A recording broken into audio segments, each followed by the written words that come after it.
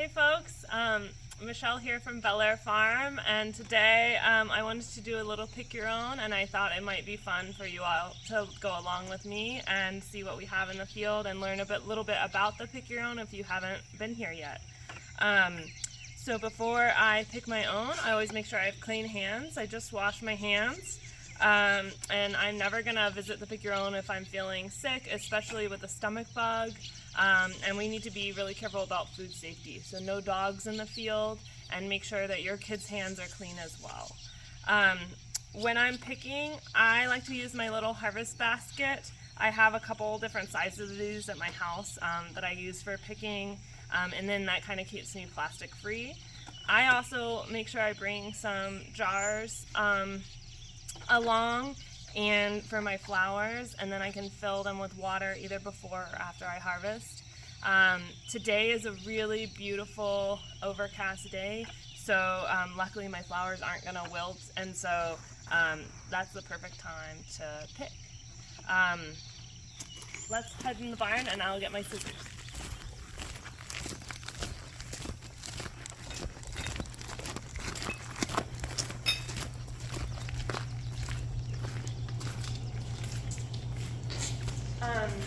So this part of the barn is where you're going to go to check out what is available in the pick your own field.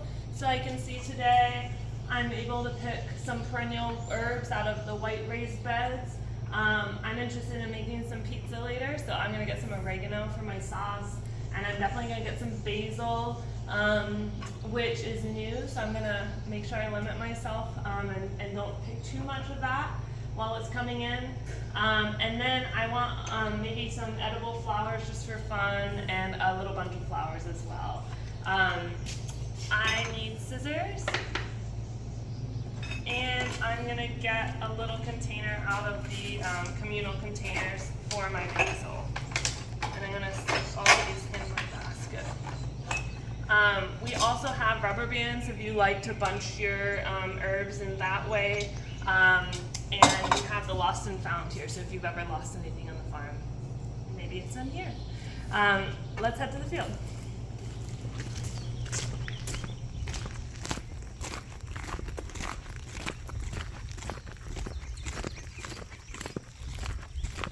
So like I was saying, picking in the morning, picking when it's overcast, those are the best times to harvest anything at all. It means that the whatever you're harvesting, be it flowers, herbs, or vegetables, are going to be cool and possibly even damp, which is nice.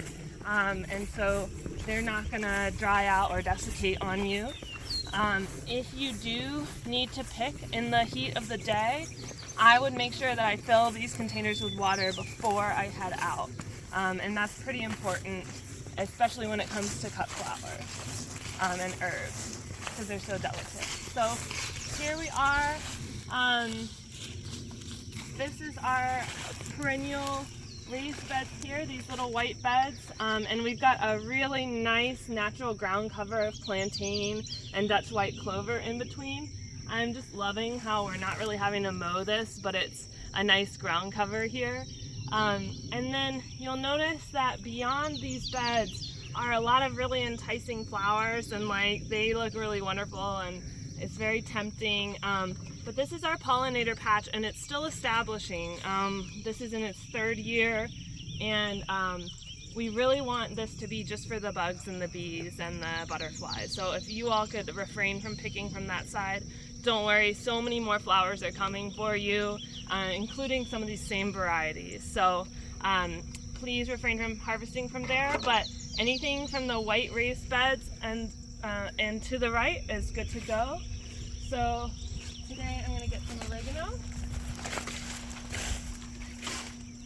And as you can see in this bed, some folks have been picking. The good news about oregano is that it's very hardy, so even where it's been picked back super hard here, it'll still be good. For me personally, I like the way that this person picked right here versus the way that these people picked.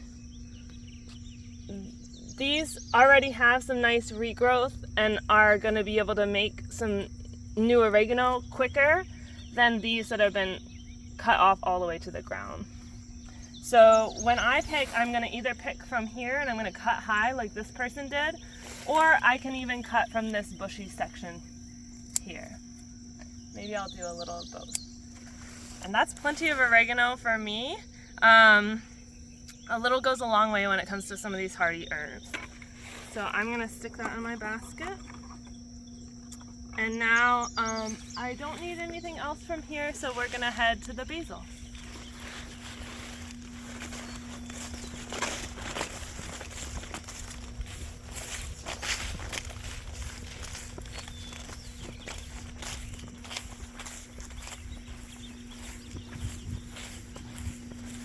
So there's going to be a lot more coming in the Pick Your Own.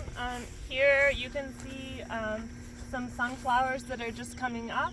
And then on the black landscape fabric, we have Rudbeckia, zinnias, and cosmos. We got some of the stuff in a little late just because of field conditions in this field. This is a low field, and so it stays very wet and it's hard to get tractor work done. This stuff was planted maybe in early to mid-June, when ideally we would have planted it in late May. It's all good though, it's gonna be coming. It's just gonna be a little bit more of a wait. But then we have some other flowers that are further along, and it really won't be long on these, maybe 1 to 2 more weeks, and we'll be in here. In general, if you don't see a sign on it, we'd like you to stay out of it because it's still growing, and we want these flowers to bush out and be ready for you. So we're gonna do some weed control and do a little waiting, and then we'll let you guys in here. But what I'm gonna get now is basil. So this is the main section of the field that we're cutting on, and you can see this basil bed is looking pretty good. It's pretty new and it's pretty weed free. One thing to note, again, look how these people cut. This is gonna come back, but that was a pretty severe cut here. And so our preference is for you to not cut back so hard on the plant. When I'm harvesting, I'm gonna do something more like that. And that's all I'm gonna take from that plant. I can go down to the next plant and do the same thing. And when it comes to herbs like this, pinching out these tops is what you wanna do. And I'm harvesting here in the front of the bed because I'm just on camera and I don't want to spend half the video walking around.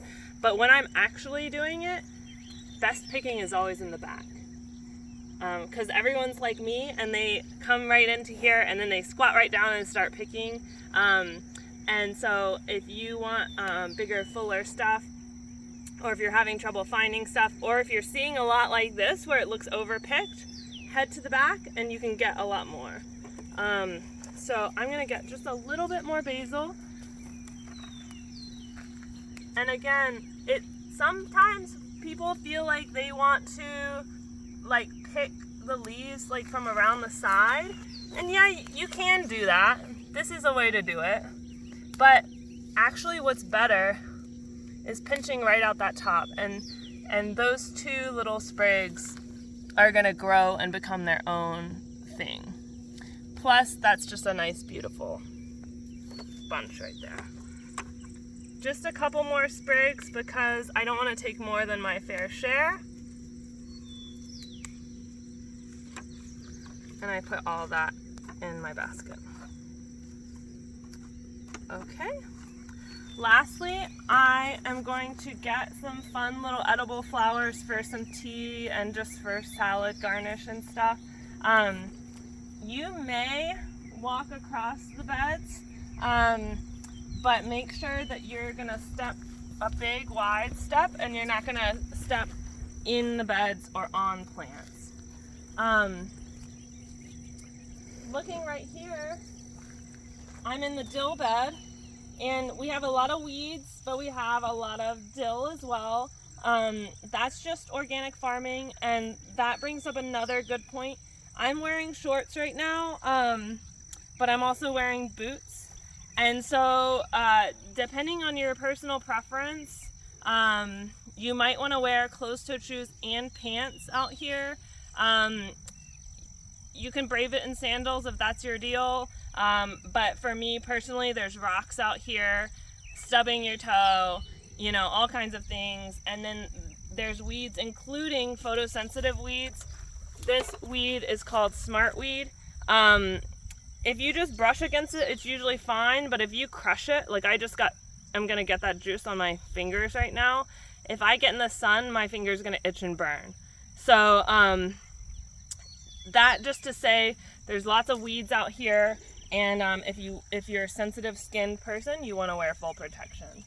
And so for dill today, our dill is going to seed, and so there's two ways to harvest the dill. If I want to harvest it for a bouquet, which is my primary purpose of harvesting this dill, I'm going to cut those flower heads, and I'm going to cut them low on a long stem for my bouquet. And again, I'm cutting at the front of the bed, but if I want really good picking, especially culinary dill, in the back, because the front is where people have been picking and the back is where they haven't. So these dill I'm going to use for my bouquet. I'm going to put them in my honey jar. And then I'll get a little dill for eating as well. And when I'm harvesting for culinary dill, I'm going to cut a little differently. I'm going to find ones that aren't flowered. I'm going to cut them. I'm also going to find the leaves of dill that are sending a flower shoot up, and cut those. And so there's some dill for eating. So I'll put my dill for eating with my other herbs and my dill for flowers in the honey jar. Okay, again, another big step over the bed. I'm in the cilantro bed now, and our cilantro is going to seed. And so when cilantro goes to seed, it has like a frilly look. You can eat this, but it's rather strong and really emphasizes that kind of like soapiness that cilantro can take on. If I want to get the last little bit out of this cilantro, I'm going to go down, and just like I did with the dill, I'm going to look for lower leaves, lower branches, and I'm going to try to find these leaves with a different leaf shape. So again, we can compare there versus there. This one's the one that's going to taste better. Cilantro and dill both go to seed very quickly, so we always plant rounds of them. But some rounds don't stick, some do, some get weedy, and it's always an adventure in the pick your own when it comes to harvesting. So I'll put that cilantro in. And then lastly, I'm going to get into the flowers. So this whole bed has edible flowers in it, and it is pretty well labeled. If we were at the front, there is a sign that says Nasturtium. The Nasturtium blossoms are orange and red. They have a flavor kind of like a radish.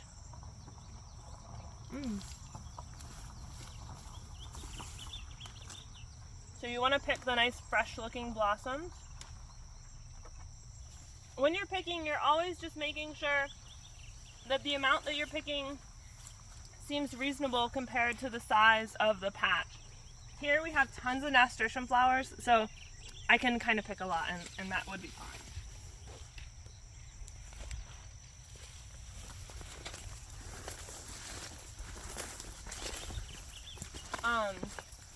In here, in some of these weeds, we have marigold. And so part of picking your own means kind of being ready to explore, being ready to find the little gems in the weed patch. And there's some edible marigold seed or flowers. Put those with my nasturtiums. And then I'm going to get some borage as well. These flowers have a flavor like cucumber. And they're great for freezing in ice cubes for your gin and tonic. They are great on salads, they're great on cupcakes.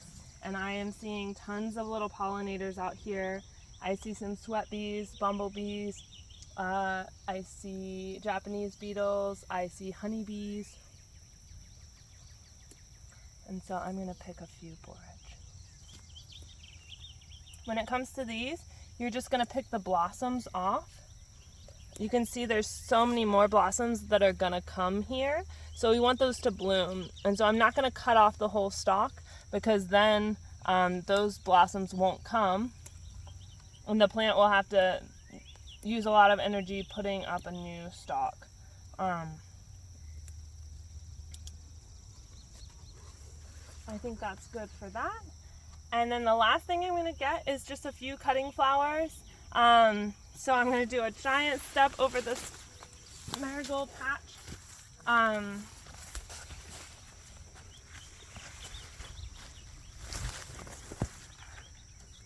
And so we got a little bit of rain last night, so our Coreopsis has flopped over a little bit. It will probably like stand back up over the course of today. But on these, this is a cutting flower, and so it's designed to cut fairly low, long stems. And I think that this is going to pair really well with my beautiful dill. So I'm going to choose stalks that have a good mix of open flowers and closed flowers. Some of these closed buds will open. And again, I'm looking, we have tons, so I'm feeling good about getting a fair bit, and I'm not going to over harvest, and there's going to be plenty for all the other CSA members.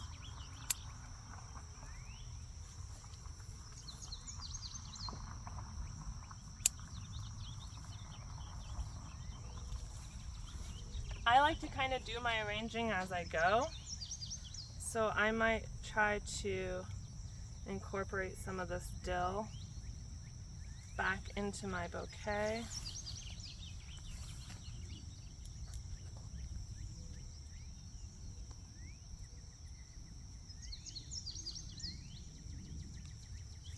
Beautiful.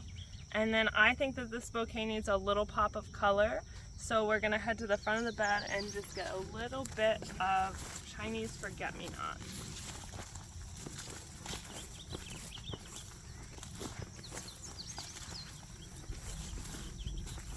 Now when it comes to these, when I'm just immediately looking at the patch, they're a little bit sparser, and so I'm just going to use these as an accent flower.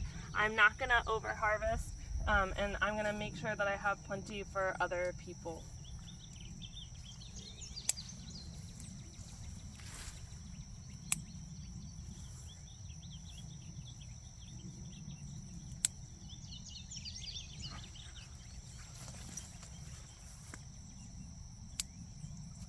I clipped just about 4 stems, and then I'm gonna work them into my bouquet here and use these as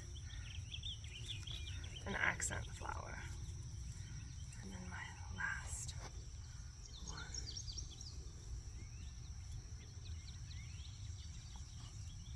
There we go. To finish my bouquet, I like to clean up some of the stems at the bottom. This keeps the water in the vase from getting so murky. A little bit of cleanup. I'm not going to fuss over it too much because I can just come out next week and get another bouquet. I even up my stems.